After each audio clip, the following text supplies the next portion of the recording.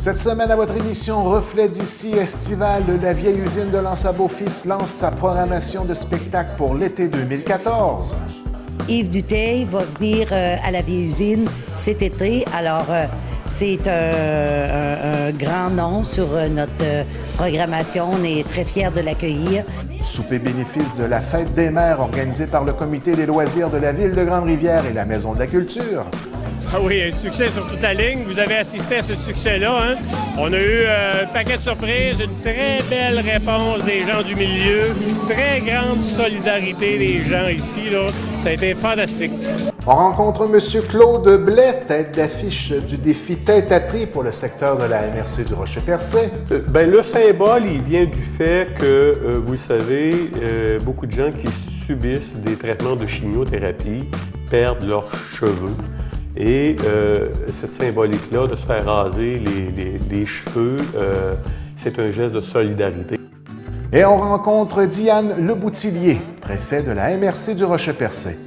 Très gros dossier à percer. Je vous dirais qu'actuellement, les dossiers majeurs de la MRC sont sur les deux municipalités qui sont à l'extrémité du territoire. Fait qu'au niveau touristique, Percé qui a un impact majeur, pas seulement pour la MRC, mais sur l'ensemble de la Gaspésie.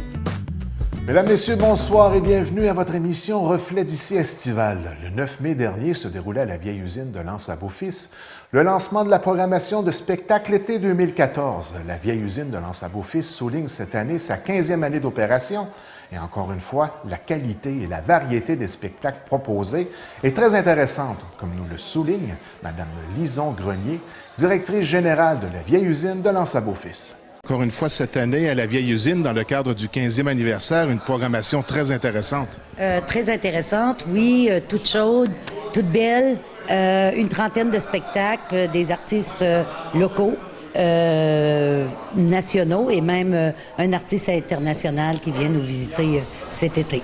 Oui, c'est un coup de cœur pour vous, hein, cet artiste-là. Oui. Peut-être donner le scoop, là, on parle de Yves Dutheil, c'est bien ça? C'est ça. Yves Dutheil va venir à la vieille usine cet été. Alors, c'est un grand nom sur notre programmation. On est très fiers de l'accueillir. Plus de 40 ans de carrière à nous présenter sur ce spectacle. Belle programmation aussi en ce qui concerne la programmation de la relève, hein? Oui, beaucoup de spectacles à la relève, entre autres notre tournée découverte qui, depuis 8 ans, a été instauré par la vieille usine et qui maintenant porte le tag du Rosec. Alors, on en est bien fiers. Alors, c'est 5 artistes de la relève. Ces spectacles-là sont présentés pour une modique somme de 10 $ et vous avez une consommation incluse.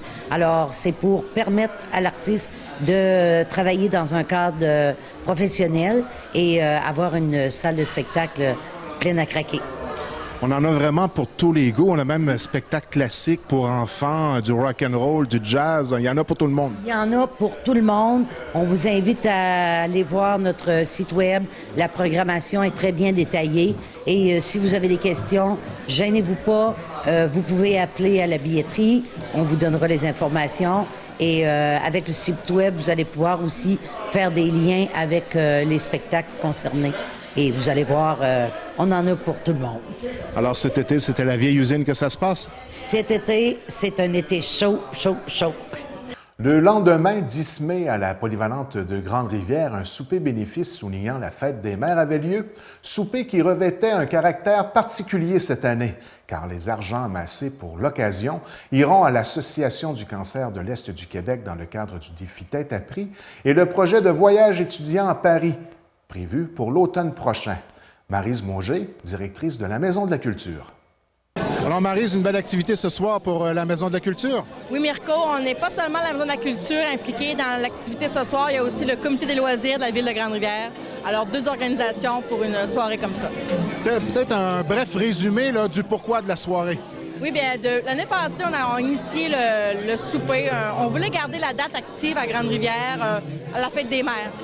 Plusieurs années, l'Expo Éric a eu lieu à Grande-Rivière avec cette date-là. Et là, on voulait garder ça en place. Alors, on s'est dit, pourquoi pas faire un souper à l'honneur de la Fête des mères, la veille de la Fête des mères. L'année passée, c'est la première édition qui avait lieu à l'Arena, 300 personnes. Cette année, on a changé un peu la formule. Claude Blais, qui est la tête d'affiche de Tête à Prix, est venu nous voir. Puis lui aussi voulait faire un souper avec homard crabe. Alors on s'est dit, on ne peut pas faire deux événements dans la même municipalité. Alors on s'est joints ensemble pour faire un souper, un gros souper comme ça, Fête des mères. Et tous nos profits seront remis au défi Tête à Prix cette année et aussi à la polyvalente. Les jeunes de la polyvalente s'en vont à Paris au mois d'octobre. Alors, c'est eux qui ont servi ce soir. Alors, on leur remet aussi un montant à ces jeunes-là. Une belle solidarité envers l'événement, puis c'est un vif succès, là. Oui, c'est un vif succès. Je tiens à remercier tout le monde qui sont présents ce soir. Sans eux, là, on ne pourrait pas faire un événement comme ça. Alors, on a mangé homard crabe qui était totalement fourni par les industries ici. Je ne pourrais pas commencer à énumérer les noms parce que je n'ai pas la liste, mais on tient à les remercier tous, ces gens-là, les industries qui nous ont fourni le homard, le crabe, les crevettes, qui ont mis la main à la pâte pour ce souper. Pour M. Claude Blais, tête d'affiche pour le secteur de la MRC du Rocher-Percé, l'activité est un succès sur toute la ligne. Les gens ont été solidaires de l'événement. Ah oui, un succès sur toute la ligne. Vous avez assisté à ce succès-là. Hein? On a eu un paquet de surprises, une très belle réponse des gens du milieu, très grande solidarité des gens ici. Là. Ça a été fantastique. La coupe de cheveux de M. Philippe ce soir, là, ça a été l'événement de la soirée. Oh oui, c'était une surprise pour tout le monde, même pour Philippe, qui s'y attendait pas. J'ai lancé le défi à Philippe de mettre sa tête à prix en direct et on a amassé 2103 $ dans la salle pour répondre à la demande. Philippe avait mis sa tête à prix à 1000 $. Voyez-vous que la réponse, comment ça a été intéressant. 2103 $ qui va se rajouter à la cagnotte pour le défi de tête à prix dans notre MRC. C'est fantastique. On peut dire que la population a été au rendez-vous. C'est une cause qui est sensible pour les gens et puis c'est une cause à soutenir. Hein? Oh oui, c'est une cause à soutenir. C'est tout le monde dans la salle. Je suis certain là, que tout le monde dans la salle avait, si c'est pas un parent, un ami ou une connaissance qui a été frappé par cette maladie-là, c'est certain que c'est une cause qui tient à cœur. On l'a vu par la réponse des gens ce soir. C'était vraiment intéressant. Là. Alors, un petit mot en terminant pour les gens qui ont été solidaires de la cause ce soir. Le seul mot qui existe, merci. C'est merci à tout le monde de votre généreuse participation, de votre solidarité. Parlant solidarité, M. Philippe Moreau, directeur des loisirs de la ville de Grande-Rivière, a posé un geste significatif pour la cause en relevant le défi de se raser les cheveux le soir même de l'événement. Oui, regarde Mirko, j'avais travaillé cette semaine avec Claude. On avait déjà dans la salle... on avait spoté 2 personnes. Fait que je n'aimerais pas les noms, mais j'ai joué quelques tours à Claude cette semaine, puis je pense qu'il m'a rendu la monnaie de la pièce. Puis c'est pour une bonne cause, ça fait que, regarde, pour 1000 $, je me rase la tête, mais les gens, regarde, 2103 $, je veux dire, ça a dépassé beaucoup mes attentes. On avait 240 personnes ici ce soir, puis je suis fier de l'événement, je suis fier pour la cause, puis... je vous remercie, c'est le fun. Félicitations, M. Moreau. Parce qu'on a tout quelqu'un, un proche, qui a, regarde, un proche, un ami qui a le cancer, puis je pense que c'est pour une bonne cause.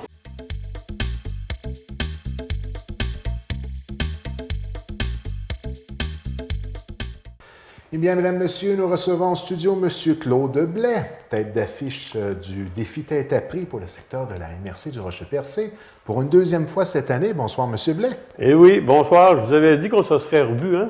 Et on a tenu promesse. Hein? On a tenu promesse. Alors, M. Blais, on se rencontre aujourd'hui, naturellement, pour parler d'une activité de financement à venir, mais on voudrait quand même revenir sur ce en quoi consiste le rôle d'une tête d'affiche pour être certain que les gens à la maison comprennent bien la hauteur du défi et comment ça peut être quand même assez simple de répondre de façon solidaire à la cause du cancer dans l'Est du Québec.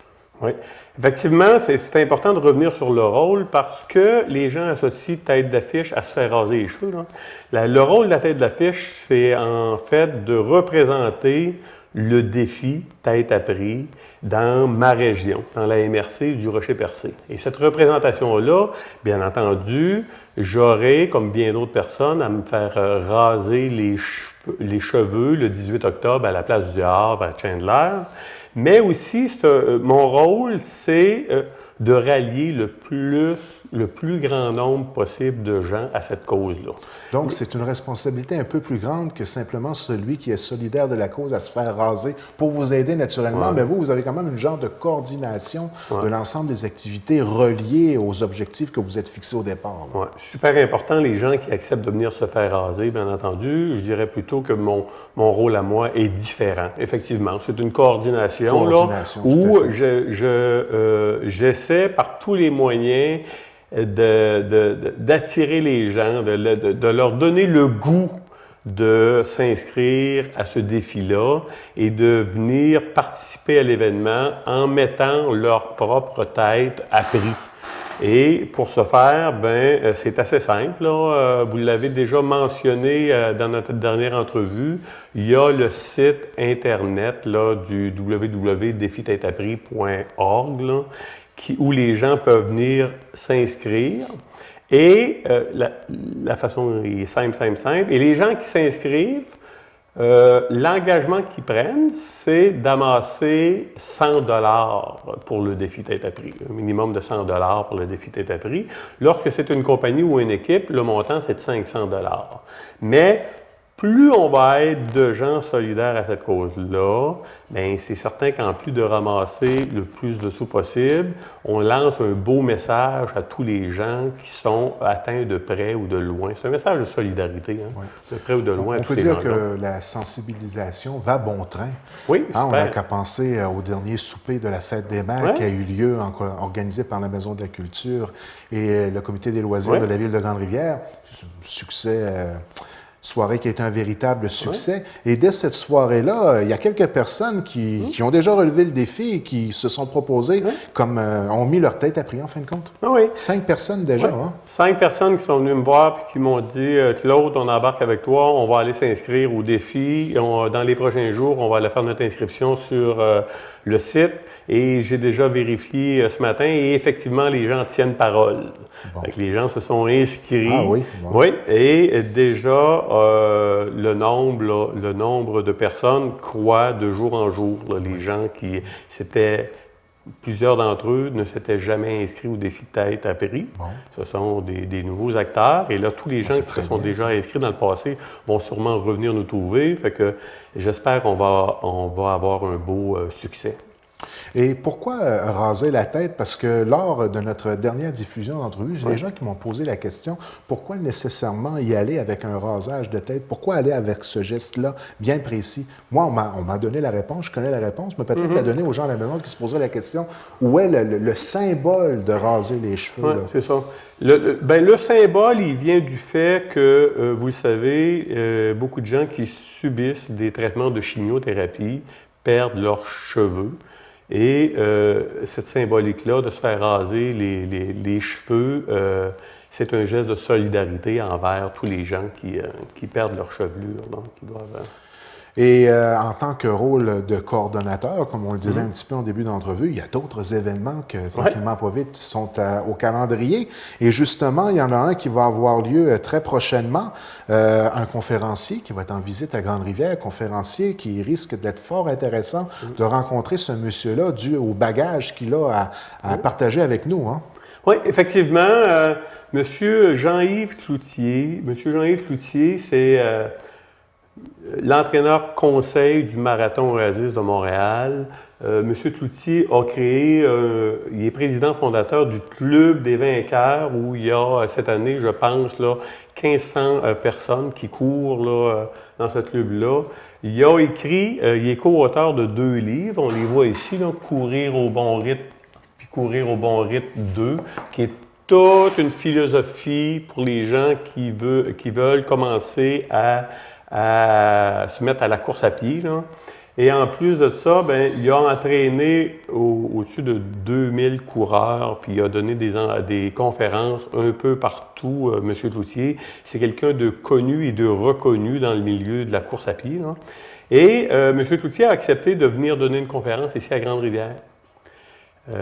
D'après moi, ça devrait être la seule conférence qu'il va donner en Gaspésie. Donc, on est privilégié de Oui, on est privilégié. Et la conférence est offerte par le comité des loisirs de la Ville de Grande-Rivière. C'est gratuit pour venir à la conférence. Ça va être le 22 mai à l'auditorium de la Polyvalente. Il y a, on m'a dit, environ 200 places à l'auditorium, 200-215 places. La conférence est gratuite, mais tous les gens qui vont se présenter à la conférence vont pouvoir faire un don, une contribution volontaire. Et pour les remercier de faire ce don-là, M. Cloutier nous a remis 5 exemplaires de son livre que l'on va faire tirer là, parmi les gens qui auront fait un don. Et tous les dons vont être remis au défi Tête à prix. Peut-être un peu de détails sur l'information globale qui va être partagée avec les gens durant cette soirée-là. Oui, les grandes lignes de la conférence de M. Cloutier vont toucher la petite histoire de la course à pied au Québec, en général. À quel moment on devrait commencer à courir? Comment on peut se fixer des objectifs réalistes et réalisables lorsqu'on décide de courir? Comment on fait pour choisir un bon programme d'entraînement à sa mesure, à soi, parce qu'on est tous des individus différents? C'est quoi les erreurs qui sont commises par les débutants lorsqu'on commence à courir? Et on va parler des sports complémentaires à la course à pied. Puis, il va entretenir les gens aussi sur une bonne hygiène de vie qui va avec la course à pied. La conférence devrait durer environ 45 minutes et devrait avoir une période d'échange avec les gens dans la salle d'environ une quarantaine de minutes par après, où les gens vont pouvoir poser des questions à M. Cloutier qui se fera un plaisir de répondre avec sa longue expérience dans le domaine. Donc, ce sera une superbe belle occasion de s'instruire sur le sujet. Et pour ceux qui, parfois, lorsque la période estivale arrive, on veut un peu se remettre en forme et on ne sait pas trop comment. Et souvent, moi, en tout cas, je vais y être et avec intérêt parce qu'on avait même discuté en préparation d'entrevue de l'entrevue qu'on avait fait au préalable, de l'âge où vous aviez débuté, vous, en tant que tel. Puis je me disais, bien, ça peut se débuter à n'importe quel âge, ça, la fameuse course à pied. Hein, j'avais trouvé ça très intéressant, ce qu'on avait partagé. Et puis, je ne vous donne pas le contenu de ce qu'on avait discuté. On aura peut-être l'occasion d'en discuter lors d'une prochaine rencontre. J'avais été surpris là, qu'il n'y a pas d'âge, dans le fond, pour débuter ce sport-là, qui est la course à pied. Et ça peut devenir vite une passion et ça ne coûte pas une fortune pour pratiquer cette activité physique-là. Hein. Au niveau de l'équipement, ça ne prend pas beaucoup d'équipement. Une paire d'espadrilles, un T-shirt, une paire de culottes, une paire de shorts. J'allais dire une paire de gougounes, mais je ne pense pas que c'est l'idéal pour faire de la course à pied. C'est ça. Puis non, pas vraiment. Mais ce qui est plaisant, c'est que c'est aussi un sport qu'on peut pratiquer un peu partout, peu importe où on est, qu'on soit en rencontre, en réunion, en voyage, chez nous. Il y a toujours un parcours de course, puis il y a toujours un moment pour aller courir, puis ça ne prend pas de place beaucoup dans les bagages d'équipement du coureur.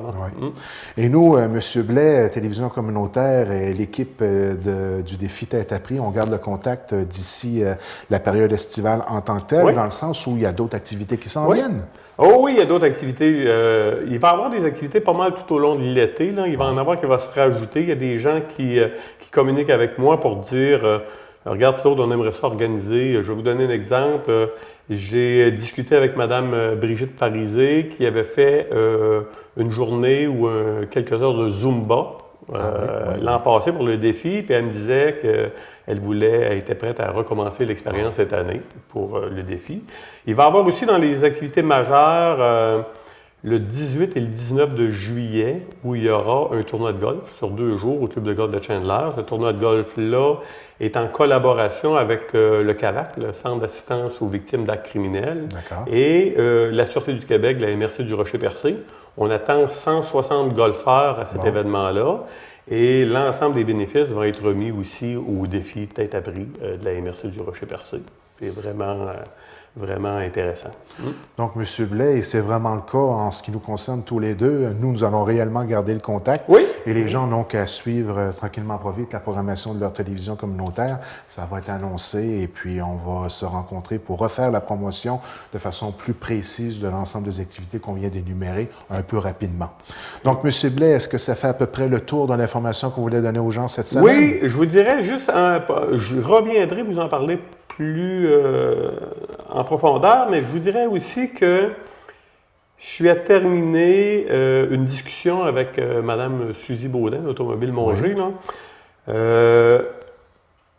Il y a beaucoup de chasseurs qui nous interpellent en disant le défi tête à prix est toujours la journée de l'ouverture de la chasse ou à la place du Havre. On voudrait contribuer, mais on quitte pour la chasse.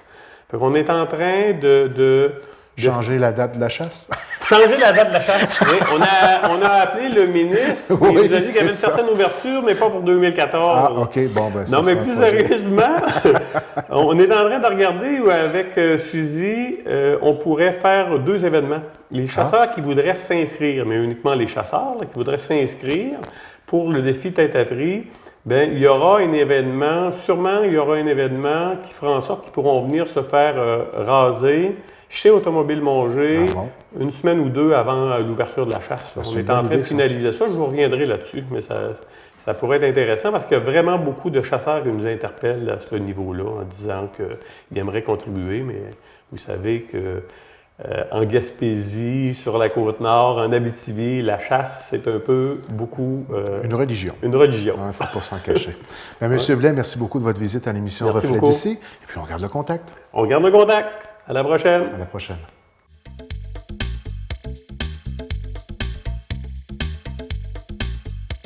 Eh bien, mesdames, messieurs, à votre section entrevue de votre émission Reflet d'ici estivale de cette semaine, on reçoit pour notre rencontre mensuelle le préfet de la MRC du Rocher-Percé, Mme Diane Leboutillier. Bonsoir, Diane. Bonsoir, ça va bien? Ça va très bien, vous? Oui. Alors, on peut dire que ça continue toujours d'évoluer au niveau des activités économiques de la MRC Rocher-Percé? Oui, ça évolue, ça fluctue, il y a des bonnes nouvelles, il y en a d'autres qui font moins notre affaire, mais ça fait rien, on continue d'avancer dans la MRC. On se rencontre aujourd'hui pour faire le point. Oui, justement. Alors, suite aux élections, nous avons un nouveau ministre de la région de la Gaspésie et des îles de la Madeleine. C'est ça, M. Jean Damour, qui est le ministre qui a été attitré pour la région. Puis, justement, on a eu l'opportunité là, de pouvoir le rencontrer. Ça s'est passé hier, le 13 mai. Puis, il nous a présenté les deux personnes qui allaient collaborer avec lui en Gaspésie, là, un petit peu ce qu'il nous a dit hier, ses yeux et ses oreilles. Puis qu'il allait pouvoir porter là, les dossiers au niveau du ministre, qui sont pour Mme Annie Saint-Onge, pour le côté de Gaspé, puis pour le comté de Bonaventure, ça serait M. Damien Arsenault. Bon. En même temps aussi, c'est qu'il a fait le point sur le rôle qu'allaient jouer ces deux personnes-là. Puis M. Damour a été très clair en nous disant qu'on avait des députés qui avaient été élus dans notre secteur, puis que les députés, eux, continuaient de faire le travail de députés pour lequel ils avaient été élus. Donc, ils ne seront pas ignorés ou mis de côté, là. Ah non, pas du tout. Puis aussi... Ils demeurent les premiers représentants du milieu. Ils demeurent les premiers représentants du milieu, puis ce sont aussi les représentants avec qui nous, comme élus, on va devoir travailler avec les personnes qui ont été élues par le milieu. Puis ça, pour moi, là, c'est tout à fait pertinent. Puis tout le monde, on regardait ça là, vraiment dans un travail de collaboration. Oui. Mais M. Damour, lui, était beaucoup plus préoccupé par les dossiers qui avaient été priorisés quand on a parlé. Il y a eu la stratégie de... Plan stratégique de développement de la C'est ça, Gaspésie des îles. au niveau de la Gaspésie des îles. Oui. Puis nous, dans la rencontre hier avec M. Damour, on a dit, écoutez, l'exercice, nous, là, ça fait 3 ans qu'il est fait. Il est entériné par le milieu. On a des contacts régulièrement avec le milieu. On a peaufiné le document. On ne recommence pas le travail qui a été amorcé. On continue. C'est la suite. Donc, le plan stratégique, ce qui est inclus à l'intérieur de ce plan-là, l'ensemble des projets qui ont été soulignés, ça demeure. Ça demeure. Puis pour nous, au niveau de notre MRC... Ce sont les dossiers sur lesquels vous travaillez, donc c'est une très bonne chose. Là. Bien, exactement. Là, comme je disais tantôt, on ne peut pas recommencer un exercice là, qui a toute sa valeur parce qu'entériné par le milieu. Fait qu'on continue avec les mêmes projets. Puis c'est pour ça que moi, hier, lors de la rencontre, M. Damour a été avec les préfets. Puis, moi, je suis revenue avec les dossiers majeurs au niveau de notre MRC. Fait que d'aller chercher l'appui de M. Damour pour le projet de la cimenterie. Oui. Puis avec Ciment Mécanisme, puis il a dit, écoutez, on le supportait pendant la campagne électorale et on le supporte encore. Puis d'autant plus intéressant que pendant toute la rencontre, le message que M. Damour nous passait, c'était « On a besoin d'économie, on a besoin d'emploi. » Emploi, économie, il l'a répété et répété. Fait que emploi, économie, la cimenterie, on est en plein dedans. Et même au niveau de la façon avec laquelle le financement a été attaché, ça demeure semblable à ce qui avait été initié par l'ancien gouvernement? Ça demeure semblable à ce qui avait été initié par le gouvernement, puis par l'entreprise. Parce que ça, depuis le début, là, je le mentionne, c'est un dossier d'entreprise. Tout à fait. Ce n'est pas un dossier politique. Fait que c'est une entreprise, puis on parle là, du groupe Baudier, avec M. Laurent Baudouin, Bombardier, on parle de Bombardier. Fait que c'est un dossier d'entreprise qui suit le chemin que tout gros dossier d'entreprise là, doit suivre. Puis c'est un des plus gros projets au Québec. Là, on parle d'investissement de 1 milliard, 1 milliard de dollars, dont 750 millions pour la MRC. Au niveau du calendrier dont on avait discuté lors de notre dernière rencontre, est-ce que le calendrier semble vouloir aller dans le même sens? C'est-à-dire qu'il n'y aura pas de retard même si on a changé de gouvernement? Le calendrier suit exactement son cours. Puis même la semaine dernière, je recevais un téléphone du maire de Port-Daniel-Gascon, M. Henri Grenier, parce qu'on se tient au courant des... Puis M. Grenier me disait, écoutez, il y a des gens actuellement qui sont sur le terrain, des compagnies qui sont en place. Regarde là, pour comment on va organiser pour les besoins, les toilettes, pour les employés qui vont être sur le terrain. La stratégie de terrain, là. C'est ça, vraiment quand on de est rendu base. Là, c'est parce qu'on est à veille de débuter. Là, puis, c'est ça. Ça fait que le dossier chemine comme il se doit de cheminer. Bien, c'est rassurant, puis c'est important pour le développement de la MRC du Rocher-Percé. Un projet majeur comme celui-là. Donc, vous avez dû être très satisfait de savoir que vous aviez un appui. Les autres préfets aussi qui étaient en place, eux aussi, là, appuyaient le dossier. Parce que ça rayonne sur tout le territoire. C'est ça, ça rayonne vraiment sur tout le territoire. Développement touristique à Percé, ça demeure toujours important, d'autant plus qu'on avance tranquillement pas vite vers cette fameuse période de saison estivale. Exactement. Ça fait que ça aussi, on a amené... Des gros dossiers à Percé, là. Très gros dossier à Percé. Je vous dirais qu'actuellement, les dossiers majeurs de la MRC sont sur les 2 municipalités qui sont à l'extrémité du territoire. Au niveau touristique, Percé qui a un impact majeur, pas seulement pour la MRC, mais sur l'ensemble de la Gaspésie. Puis, fait qu'on a commencé à aborder le dossier avec M. Damour. Il faut dire aussi que cette rencontre-là, c'était une prise de contact. Fait qu'on a commencé tranquillement à mettre la table. M. Damour va venir rencontrer le Conseil des maires. Ça a été demandé. Bon. Fait que va venir, puis il nous a dit que lui, c'était quelqu'un qui aimait travailler, être sur le terrain. Puis je vous dirais que les 2 personnes qui travaillent pour lui, les 2 attachés politiques, sont des gens qui connaissent très bien les réalités du territoire, connaissent les enjeux. Puis, oui, parce que ça va des négociations pas toujours faciles là, au niveau des développements de Percé, surtout si on parle en termes de quai versus la promenade d'études qui va être déposée. Il y a certaines juridictions fédérales avec lesquelles on va avoir à discuter. C'est ça, puis la rétrocession du quai. Là, il y a des grosses décisions à prendre, à savoir là, comment là, on va amorcer ce projet-là. Puis Percé est très complexe aussi parce qu'il y a plusieurs ministères d'impliqués dans le développement de Percé. Qu'on parle de l'environnement, qu'on parle de la culture, qu'on parle du secteur des pêches. Tu as vraiment là, différents ministères, puis ça complique l'exercice. Mais on s'assure, puis le maire qui est en place aussi, M. Boudreau, là, s'assure que tout sera fait dans les règles de l'art. Vous discutez du géoparc?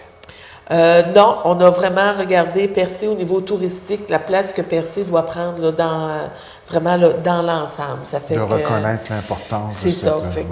Mais je vous dirais que lorsque M. Damour va venir à la MRC, on va avoir l'occasion d'approfondir les sujets là, vraiment, là, on va les prendre un par un, puis... Mais j'ose vous poser la question, est-ce qu'on doit s'inquiéter par rapport à ce qui avait été attaché au niveau financier? Pas du tout. Pas du tout. Non. Donc, le dossier chemine toujours. C'est ça. Ce qui a été bon. attaché est attaché. Puis, fait que c'est ça. M. Damour va rencontrer, comme je disais, le Conseil des maires. Oui. Mais aussi, pour moi, c'est important que M. Damour rencontre les intervenants de la table de développement socio-économique qui a été mise en place dans la MRC. Là, on parle d'une 50aine de partenaires. Là, on parle d'éducation, santé, tourisme, commerce, puis différents secteurs des pêches, la forêt.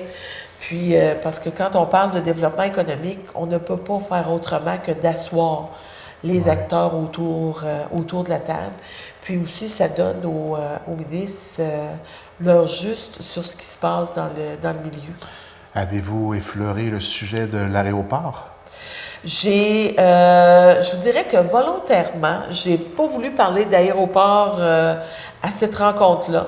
De toute façon, j'avais déjà écrit là, au ministre au départ pour lui dire que le dossier de l'aéroport allait être discuté à la table de la MRC. Bon. Nous, il y a les premières personnes qui vont être concernées dans le dossier de l'aéroport, ce sont les élus municipaux, donc les maires. Puis, on va regarder aussi avec le député qui est en place, Gaétan Lelièvre. Puis, par la suite, on fera les démarches auprès du ministre. Ça fait qu'on va s'assurer vraiment de suivre là, comme je mentionnais tout à l'heure, faire dans les règles de l'art avec les gens qui ont été élus autour de la table et qui vont porter ces dossiers-là. Ça demeure toujours un dossier important tout de même. C'est un dossier prioritaire, autant dans le développement touristique que dans le développement économique. Tout à fait.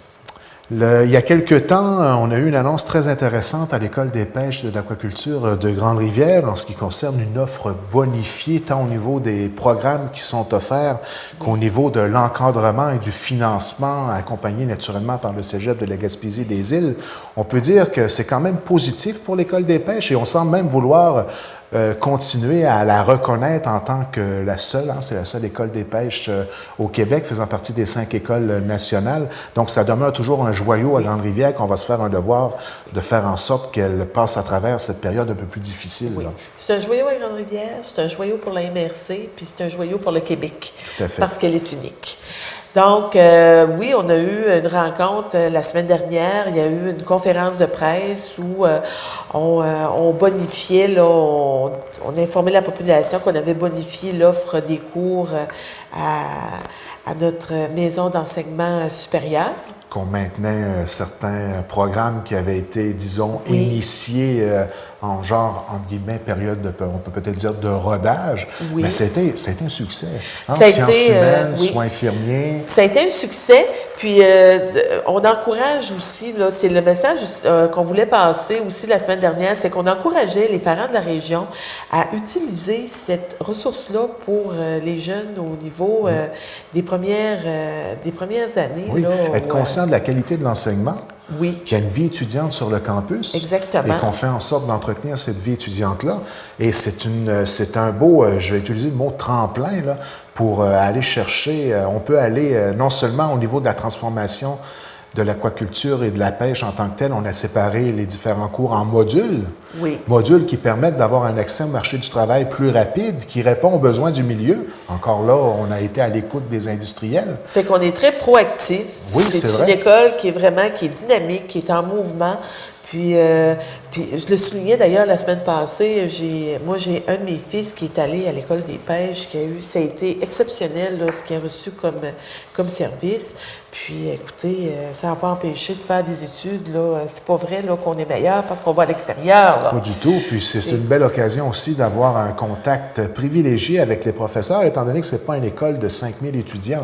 Oui. Donc, puis... on parle vraiment d'un campus, là, où il y a un aspect convivial, à la limite pratiquement familial, et un contact avec les professeurs, là, très facile, et on est prêt, là, Puis, comme parents aussi, on sait les coûts que ça occasionne d'envoyer des enfants à l'extérieur aux études. Oui. On parle au bas mot, minimum, une année de cégep à l'extérieur, minimum 10 000 $. Ça fait que de pouvoir garder ces argents-là dans le milieu, puis de pouvoir, au niveau de la famille, de bénéficier de ces argents-là en plus, parce que de toute façon, on sait que si nos jeunes ont à poursuivre à l'université, ils vont devoir quitter la région pour aller à l'extérieur. Oui. Ça fait que pouvoir garder chez nous un petit peu plus longtemps, puis d'améliorer aussi notre sort au niveau économique, parce que c'est d'argent de plus dans les poches des familles. Puis ça va peut-être être un peu une opinion personnelle, mais c'est vrai que c'est un joyau d'avoir une école des pêches, mais d'avoir un cours en sciences humaines, un cours en soins infirmiers, ça ajoute à l'offre d'enseignement et ça permet à certaines personnes qui n'ont pas nécessairement des aptitudes directement liées au domaine des pêches de pouvoir parfaire leurs connaissances et se préparer pour l'université. Hein? Un DEC en sciences humaines, c'est préparatoire à l'université. Ça.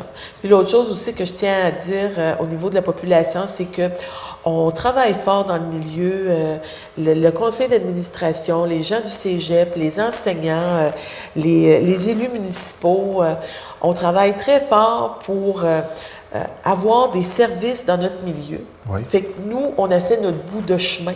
Oui. Maintenant, notre bout de chemin, c'est à la population aussi à le faire.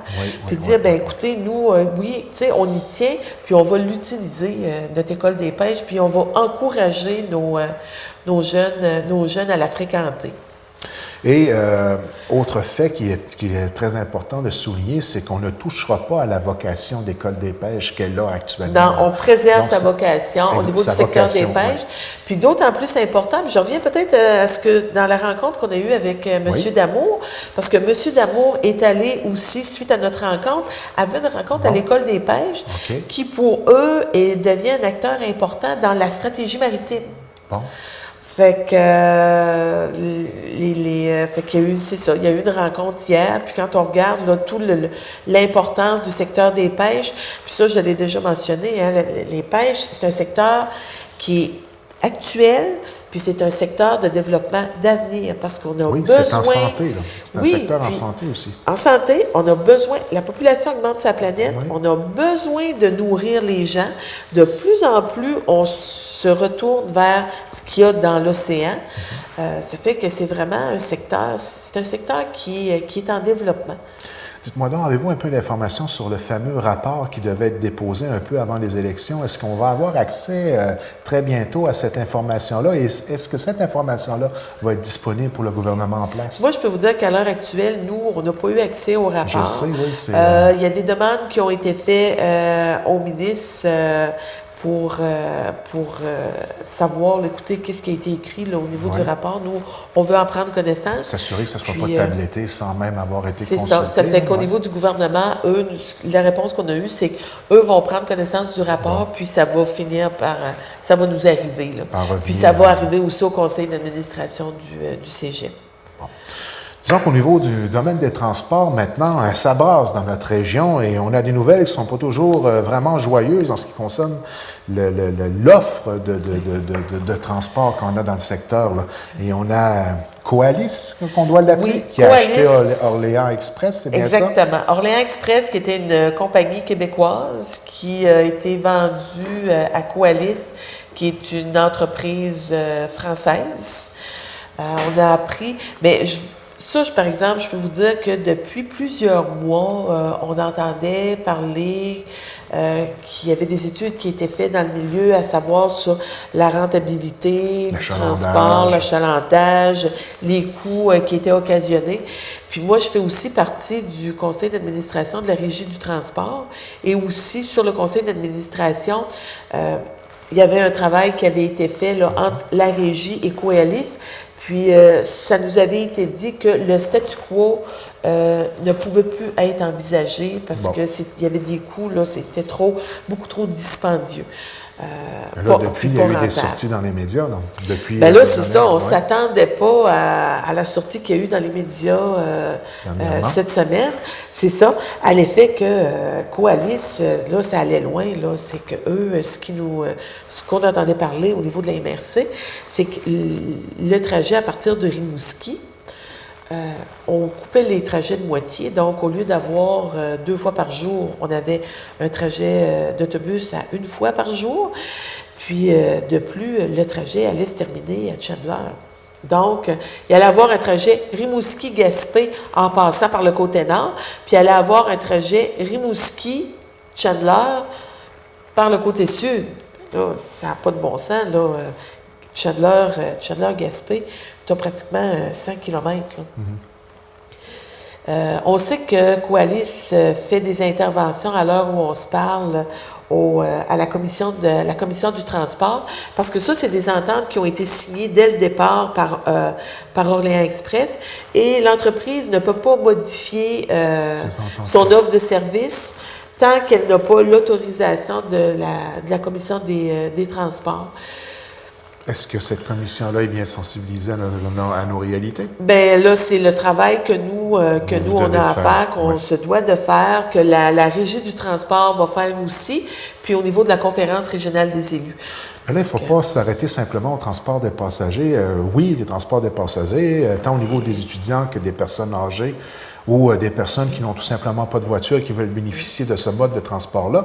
Il y a du transport de matériel aussi, les colis, les colis, qui permettent parfois une livraison le jour même. Là, il y a des avantages concrets. On l'utilise, nous, régulièrement. Oui, on l'utilise même au niveau pour transporter des fruits de mer. Bon. Ça fait que c'est majeur chez nous. Moi, puis c'est vraiment là, c'est mon interprétation à moi au niveau de l'entreprise. Puis je l'ai souligné hier au niveau du ministre Jean Damour, parce qu'on l'a sensibilisé à ce qui se passait aussi. Oui. Écoutez, on sait que le gouvernement veut sortir, il va y avoir un budget qui va sortir au mois de juin. Est-ce que l'entreprise est en train de mettre en otage une population pour pouvoir avoir accès à du financement de la part du gouvernement? Fait que moi, mon questionnement est vraiment à ce niveau-là, puis je pense pas que je me trompe.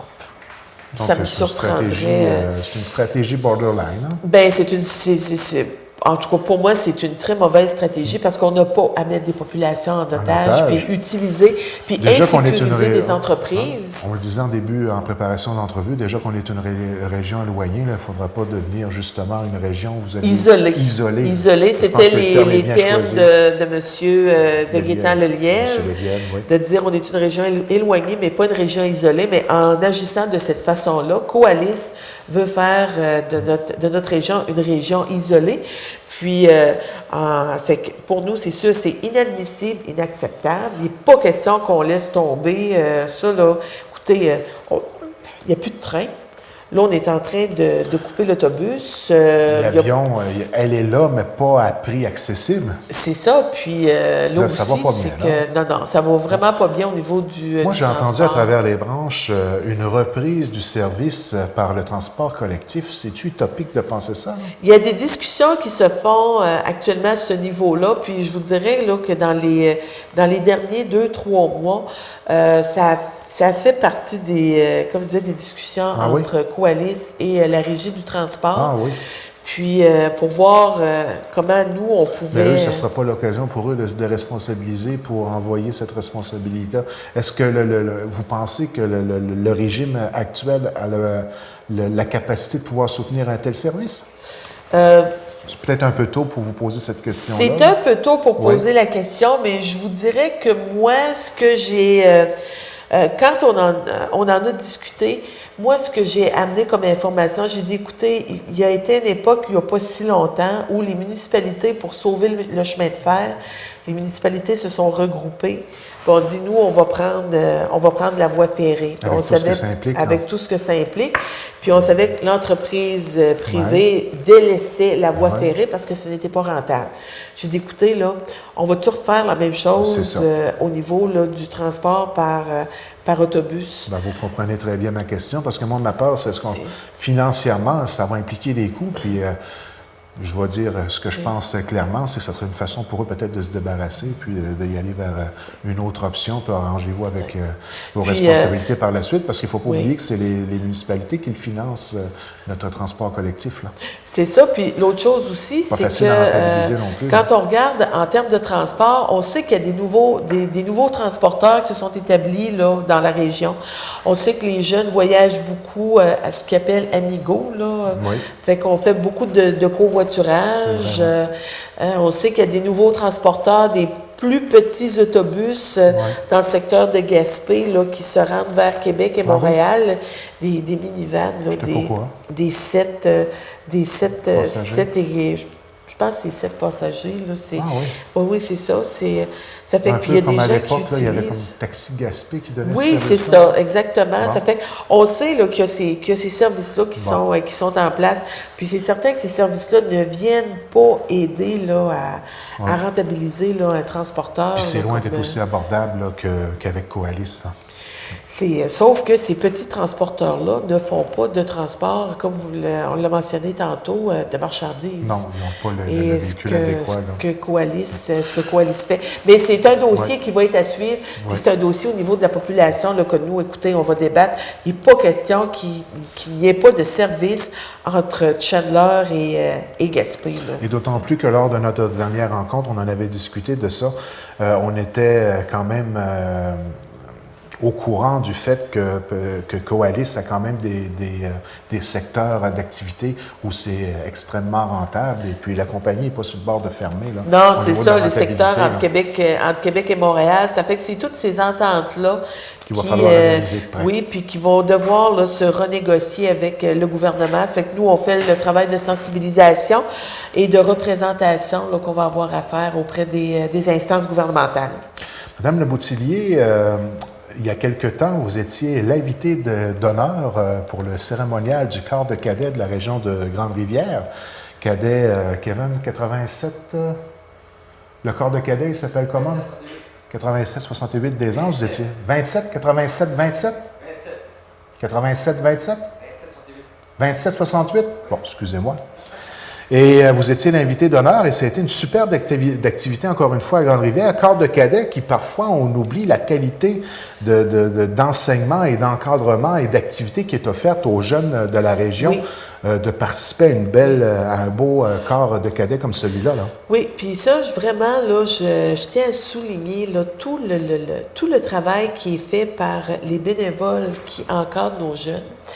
Puis, mais c'est tellement des belles expériences. Puis moi, là, au niveau du corps de cadet, là, puis j'en fais la promotion parce que tout ce qu'on apprend en termes d'implication dans la communauté, les valeurs qui sont apprises puis véhiculées au niveau des jeunes, des valeurs d'entraide, des valeurs d'implication, puis ça se fait en ayant du plaisir, des belles activités. C'est vraiment, là, moi, là, j'encourage fortement là, les parents, parce que tout ça part des parents aussi, hein, parce qu'un jeune qui va fréquenter les cadets a toujours besoin, puis ça, peu importe les activités, d'avoir le support et l'appui des parents. C'est gratuit. Ça ne coûte rien aux parents. Ça permet aussi à des jeunes de pouvoir travailler pendant l'été. Parce qu'il y a des jeunes qui vont aller travailler cet été, puis c'est quand même à Valcartier, puis avec quand même là, des salaires qui sont très intéressants. Superbe de belle expérience de vie. Oui. Il y en a même qui vont faire des camps un peu partout au Canada. Bien, c'est ça. Puis activité de groupe. Puis souvent, des fois, des parents disent « Ouais, ben les activités, ça coûte cher. » Puis c'est pas vrai, là. Ça fait que moi, je pense qu'on doit encourager, puis on doit inciter, là. Puis, tu sais, et souvent, les jeunes, on dit « Ben on veut les sortir, là, des manettes, puis des télévisions, puis des vidéos. Ouais, de pouvoir avoir des activités de plein air où... Il ne faut pas mélanger les affaires non plus. Hein. Envoyer ses enfants au cadet, moi, mes enfants, ils sont tous passés. J'en ai 2 qui étaient justement au cérémonial. Et puis, c'est pas envoyer ses enfants dans l'armée, là. Hein? Il faut pas mélanger les deux, là. Tu sais, puis on a déjà parlé, puis nous, on l'a vécu dans le temps. Moi, j'étais un petit peu plus vieille, là. Mais tu sais, on parlait des corps de clairon, des majorettes, on a parlé des scouts, des 4H. Combien ces organisations-là sont importantes pour justement toutes les valeurs qui sont inculquées au niveau des jeunes, puis où on favorise l'autonomie, la prise en charge, la responsabilisation. Ça fait que, non, moi, là, j'ai été... je ne peux que féliciter tout le travail qui s'est fait au courant de l'année. Puis je vais revenir avec ça en septembre, puis on va encourager les parents, puis on va faire de la publicité pour vraiment utiliser cette organisation-là sur notre territoire. Super de belle équipe de bénévoles et puis c'est un service important dans notre milieu. Ça vaut la peine là, d'inscrire nos enfants. Oui. Franchement, là, c'est vraiment là, une belle expérience de vie à acquérir durant le cheminement scolaire. Regroupement des employeurs. Oui, j'ai parlé avec M. Jean-Paul Shannon qui me disait, parce qu'on a des contacts régulièrement, M. Shannon, on a besoin de femmes pour travailler dans le secteur des pêches. C'est pas parce qu'on veut pas les hommes, mais à un moment donné, il y a des places pour les femmes aussi. Bien, étant donné que vous ouvrez un peu la porte, pourquoi plus spécifiquement des femmes que des hommes? C'est un travail qui est un petit peu minutieux, que j'ai pu comprendre. Travail qui est un petit peu plus minutieux, puis qui demande... Là, non, c'est pas du sexisme. Non, pas du tout. Les hommes pourraient le faire, mais les femmes ont comme une certaine aptitude à pouvoir y aller de façon plus minutieuse. Chacun a nos compétences et puis des fois, puis il faut respecter ça. À notre époque, ça fait sourire quand même, hein, exclusivement des femmes. Là. On aurait dit exclusivement des hommes, puis on aurait eu 45 minutes de plus d'émissions. C'est ça, oui, ça c'est vrai souvent, là, je dis. Oui, c'est pour ça qu'en préparation d'émission, on avait un petit sourire en discutant. Mais que voulez-vous? Puis les gens, c'est ça. Fait que les gens peuvent appeler au regroupement là, on parle de 15 femmes, on a besoin de 15 femmes. Oui, besoin de 15 secteur femmes. Grande-Rivière-Sainte-Thérèse. Oui. Puis les gens peuvent appeler au regroupement des employeurs. C'est au 2e étage de l'École des pêches et d'aquaculture. M. Shannon est là. Ça fait qu'on va vous inscrire puis vous donner toute l'information. Alors, ça brosse quand même un portrait assez global de ce qui se passe en activité importante, tant au niveau socio-économique que culturel cette fois-ci. Oui. On a touché les deux aspects. Oui. Donc, notre rencontre mensuelle de faire le bilan de mai, mission accomplie. Mission accomplie. Mais la beauté de la chose, c'est qu'on garde le contact durant toute la période estivale. Oui, c'est ça, parce que la MRC n'est pas en vacances. Ah non, loin de là, et il faut le dire. Continue, le travail se poursuit. Oui, et la vie dynamique de l'ensemble des événements culturels va commencer là, à être représentée. J'imagine qu'il va encore avoir une rencontre d'ici peu à la MRC, encore une fois, comme on l'avait fait l'année passée, si la formule revient, de présenter, se regrouper là, pour faire la promotion de nos festivals, et essayer de faire en sorte qu'on ne se chevauche pas dans les dates et qu'on fait en sorte que la vie culturelle dans la MRC là, va être à son meilleur. C'est ça. Fait que vraiment, là, on continue de dynamiser le travail de concertation, que tout le monde, puis que tout le monde, on devient des partenaires. Tout à fait. A besoin de l'autre pour bien fonctionner. C'est le secret de la réussite. Oui. Madame Le Boutillier, merci infiniment de votre visite à la télévision communautaire. Ça fait plaisir, puis on se revoit avec peut-être plus de soleil et plus de chaleur. Souhaitons-le. Oui. On garde le contact. Merci beaucoup. OK. Mesdames, Messieurs, c'est tout pour cette semaine. On se laisse sur des images du souper bénéfice de la Fête des mères qui avait lieu à la Polyvalente de Grande-Rivière le 10 mai dernier. N'oubliez pas que notre programmation est disponible sur le web au tvcgr.com et sur YouTube sur la chaîne TVCGR.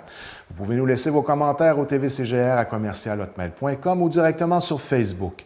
TVCGR est toujours à la recherche de bénévoles pour la réalisation et le montage de ces émissions. Vous souhaitez vivre une expérience en audio-vidéo ou en communication? On offre de la formation. Contactez-nous au 418-385-3909. Merci et à la semaine prochaine.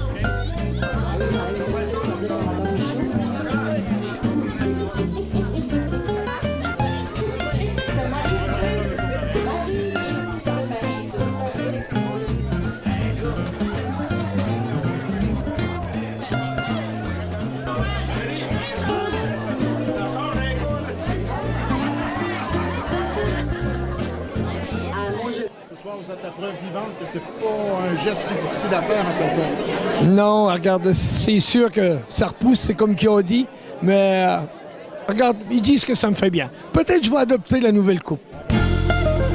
Merci, Mirko.